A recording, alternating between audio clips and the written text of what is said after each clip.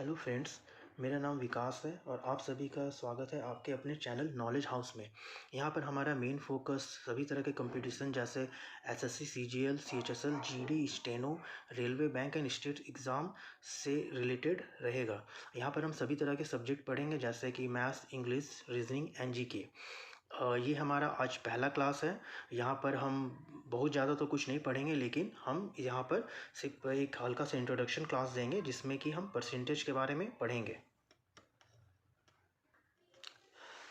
आज हम जैसे कि परसेंटेज पढ़ेंगे, यहाँ पर मैं आपको परसेंटेज से रिलेटेड सभी तरह के डाउट को क्लियर करूँगा।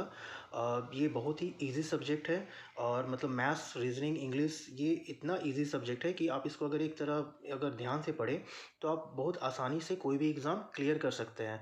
जैसे कि अगर हम परसेंटेज को लें तो परसेंटेज का मीनिंग होता है, जैसे परसेंटेज को अगर हम लिखना चाहें तो 1/100। सिंपल हम लोग लिखते हैं परसेंटेज इक्वल टू 1/100। अगर हम लोग को किसी का परसेंटेज, जैसा कि अब हम जानते हैं परसेंटेज इज इक्वल टू 1/100, मतलब कि कोई भी चीज़ अपने का 100% होता है। जैसे कि ये पेन खुद का 100% है। जब इसको हम हाफ तोड़ देंगे तो ये 50-50% परसेंटेज हो जाएगा। अब जो वो 50% है वो अपने का फिर से वो 100% होता है। सिंपल, जब मैं इसे आपको परसेंटेज के चैप्टर जब पढ़ाऊँगा तो मैं इसमें आपको और अच्छी तरह से क्लियर करूँगा। जैसे कि मान लीजिए अगर 400 का 20% पूछा गया है, जैसे कि 20% ऑफ 400, या जैसे कि 400 का 20%। तो जैसे कि 400 का मीन्स होता है या ऑफ, ये दोनों का मतलब ही होता है मल्टीप्लाई। दोनों का मतलब क्या होता है? मल्टीप्लाई। तो 400 into 20%, percent is equal to 1/100। ये 2 0 कट जाएगा, यहाँ पर कितना हो जाएगा? 4 2 जा 80। तो 400 का 20% कितना हो गया? 80। अब जैसे बोला जाएगा 400 का 50%, 400 multiply 50 into 1/100 is equal to 2 0 cancel हो जाएगा, 4 5 जा हो जाएगा 20। तो 400 का 20% हो जाएगा 50%, सॉरी। अब अगेन 400 का अगर हम निकालना चाहेंगे, 400 का 25%, तो 400 multiply 25 into 1/100 is equal to 100 यहाँ से कैंसिल हो जाएगा, 25 इंटू 4 हो जाएगा 100। 400 का 25% हो जाएगा 100। ये हमारा आंसर निकल जाएगा। 15%, माना कोई संख्या x है, इसका 40% का 15% कितना है? 192 है। तो इसको हम लोग कैसे फाइंड करेंगे? तो यहाँ बोला गया फाइंड x।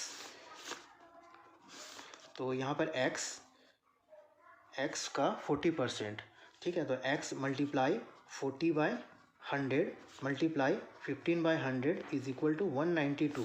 अब इसको हम लोग कैंसिल करेंगे। सिंपल यहाँ पर हम लोग को मल्टीप्लाई करना है, डिवाइड करना है और एक दूसरे से कैंसिल करना है। सिंपल यहाँ पर सारा प्रोसेस करना है और यहाँ पर हम लोग का एक लाइन में ही आंसर आ जाएगा।